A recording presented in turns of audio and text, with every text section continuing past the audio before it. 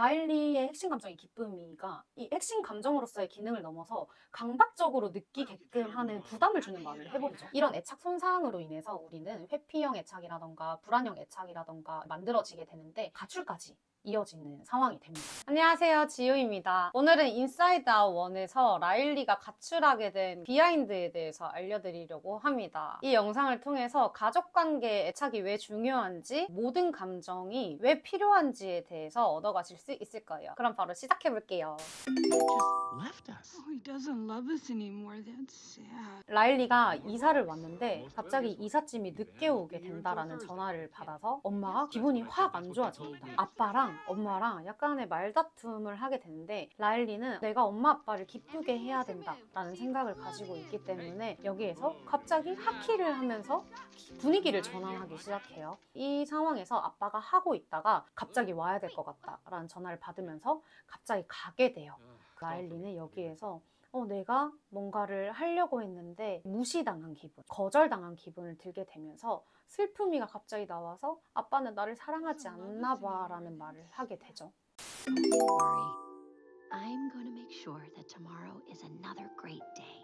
라일리가 방으로 올라와서 누웠는데 여기에서 감정들이 난리가 납니다. 여기로 이사 온 건 재앙이야 라고 시작을 해서 좀 두려운 일도 많다. 냄새는 왜 이러냐, 이사는 왜 온 거냐, 감정들끼리 막 싸우고 있는데 여기서 이제 기쁨이가 딱 등장을 해요. 아니야 얘들아, 우리 기뻐하는 일 좀 생각해보자 이런단 말이에요. 혼란스러운 감정을 느끼고 있는 와중에 엄마가 들어와서 바로 이 말을 합니다. 아니 이삿짐이 화요일에 나온대, 이게 말이 되니 하면서 엄마의 감정을 막 드러내기 시작해요. 아빠는요? 하고 라일리가 또 아빠의 눈치를 보게 되죠. 새 사업 때문에 정신이 없나 봐 라면서 아빠의 상황도 공유를 하게 돼요. 그래서 분노가 막 조절합니다. 이 상황에서는 인상을 좀 찌푸려야 돼 이러면서 조정을 하는데 여기서 엄마가 어쨌든 엄마는 네가 참 고마워. 이렇게 정신없는 상황에서도 밝게 잘 견뎌내줬잖아. 아빠 많이 힘드셔. 우리가 웃어주면 큰 힘이 될 거야. 이렇게 말을 해봅니다. 하면서 라일리의 핵심 감정이 기쁨이가 이 핵심 감정으로서의 기능을 넘어서 강박적으로 느끼게끔 하는 부담을 주는 말을 해버리죠. 초반에 정말 엄청 짧게 지나갔지만 라일리가 신생아로 태어났을 때도 아빠가 그런 말을 합니다. 라일리 너는 기쁜 그 자체야. 이런 부모님의 말들이 이 아이에게는 신념 가치관을 뛰어넘어서 강박으로까지 이어질 수 있게 하는 기능을 할 수 있다라는 걸 우리가 볼 수 있어요.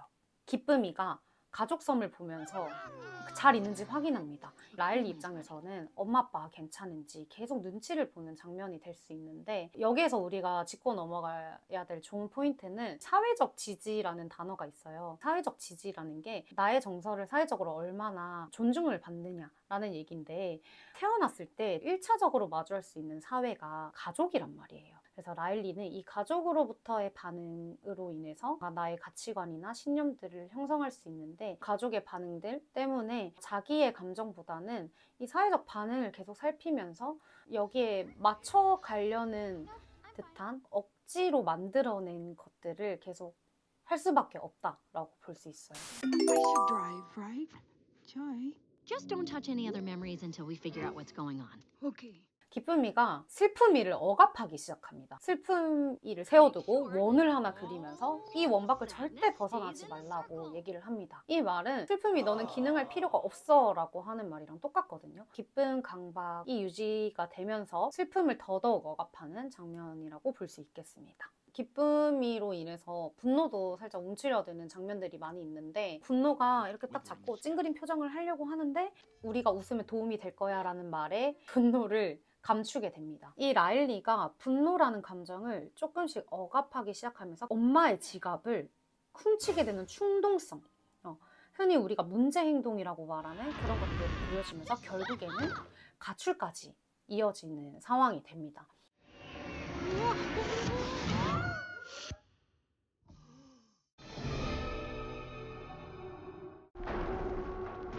Oh no, no.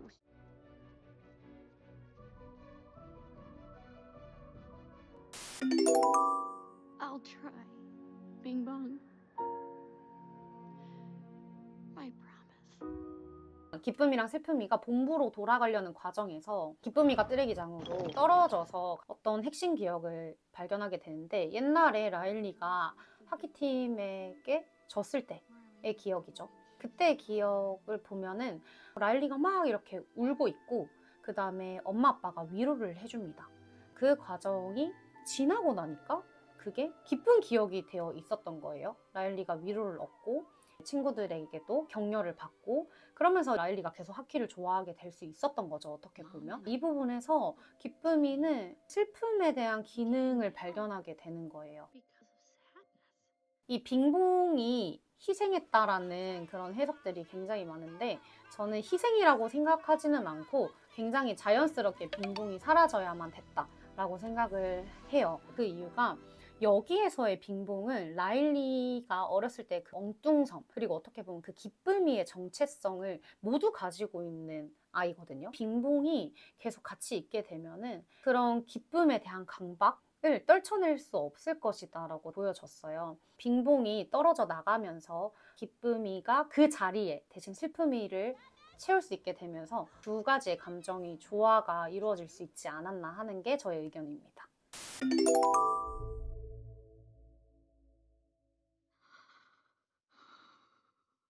기쁨이가 이 핵심 기억들을 슬픔이에게 넘겨주면서 주도권을 주죠. 슬픔한테.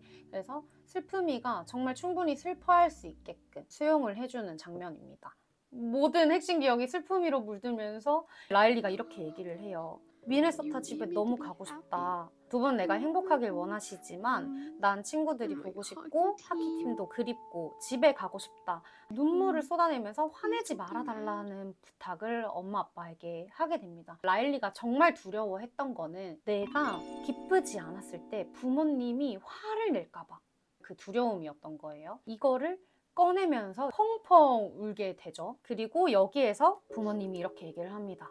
우리 딸 우리 화 안 났어 라는 사실은 나도 미네소타 그립고 하이킹하던 숲도 그립고 뒷마당도 그립다라고 하면서 라일리의 감정을 충분히 수용해 주면서도 우리는 화를 내지 않아 라는 정보를 주면서 라일리에게 어떻게 보면 새로운 경험을 주게 되죠. 그래서 라일리는 안정감을 느껴서 더 펑펑 울 수 있게 되는 거예요. 애착 손상이 치유되는 과정으로 변하게 됩니다. 애착 손상이 치유가 되면서 라일리가 끝으로는 하키팀에 다시 들어가서 본인이 할 수 있는 거를 열심히 하게 되는 장면으로 이 영화는 마무리가 되죠. 인사이드 아웃 1을 전반적으로 저희가 봤는데 정리를 드리면 포인트는 총 3가지가 될 수 있어요. 첫 번째는 사회적인 지지. 처음에 태어나서 사회라고 하는 것을 마주했을 때 첫 번째 사회는 가족이에요. 내가 뭔가를 했을 때 가족의 반응이 나의 신념이나 가치관을 형성하게 되고 그 다음을 행동을 결정하게 되는데요. 여기에서도 라일리가 그렇게 행동할 수밖에 없었던 이유들이 많이 설명이 되고 있죠. 이 정서적인 지지를 가족들로부터 받지 못했을 때는 자기 비난적으로 갈 수 있어요. 아, 나는 왜 이러지? 나는 왜 이렇게 무가치한 사람일까? 이렇게 흘러갈 수 있지만 끝에서 봤듯이 가족의 정서적 지지를 충분히 받게 된다면 그런 스트레스 상황에서 처하고 적응할 수 있는 능력이 오히려 키워질 수 있습니다. 그리고 두 번째는 애착 손상인데요. 애착 손상이 보통 학대, 유기, 방치 이렇게 큰 사건으로만 이루어진다고 생각하시는 분들이 많아요. 근데 이 애착 손상은 내가 기대했던 욕구가 무너졌을 때 그리고 내 감정이 수용받지 못했다라고 느껴질 때도 손상을 일으킬 수 있습니다. 이 영화에서도 얘를 방치하거나 막 때리거나 막 이러지 않았음에도 불구하고 라일리는 엄청난 상처를 입었었죠. 그래서 이 애착 손상은 작은 것에서도 나에게 상처가 됐다면 충분히 손상으로 이어질 수 있다는 점. 이런 애착 손상으로 인해서 우리는 회피형 애착이라던가 불안형 애착이라던가 만들어지게 되는데 이게 평생 가느냐? 그건 또 아닙니다. 애착이 가지고 있는 힘 중에서 가소성이라는 특징이 있어요. 가소성은 뭐냐면 고정되지 않고 변화할 수 있는 힘을 얘기를 하는데 기존의 관계가 아니라 새로운 관계 그리고 그 관계 안에서 새로운 정서나 경험을 하게 되면 새로운 애착이 형성된다는 거예요. 두 가지 노력들이 필요해요. 첫 번째는 관계를 시도하는 것을 멈추면 안 돼요. 내가 상처받을 것 같아도 계속 새로운 관계를 형성하려는 이 시도와 노력들이 필요하다. 그리고 두 번째는 나의 정서를 알려주는 보여주는 게 필요해요. 라일리가 여기에서도 보면 이 슬픔이라는, 그리고 분노라는, 슬픔과 분노를 표출함으로써 주변 사람들이 안아주기도 하고 그랬구나 이해해주기도 해요. 두려운 마음이 있지만 이 정서를 표현하는 것도, 그것들도 노력을 해야 새로운 경험들이 가능하다고 말씀을 드리고 싶습니다. 마지막은 가족관계 회복이 중요한 이유예요. 가족관계의 회복은 단순히 가족으로만 끝나지가 않아요.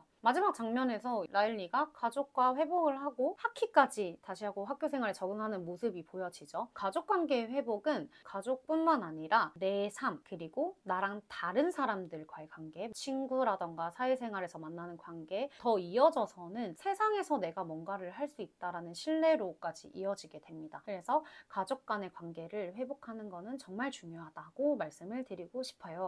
다른 영상들에서는 인사이드 아웃 1에 나오는 감정들을 위주로 해석이 많이 되어 있어요. 저희는 관계적으로 풀어나가는 리뷰를 해봤고요. 인사이드 2에서도 저희가 알려드릴 정보가 많으니까 궁금하신 분들은 구독과 좋아요 눌러주시고 다음 편도 보러 와주세요. 그리고 이 영상에 대한 여러분들의 의견을 남기고 싶으시면 댓글로 마구마구 남겨주시면 좋겠습니다. 여기까지 하겠습니다. 안녕.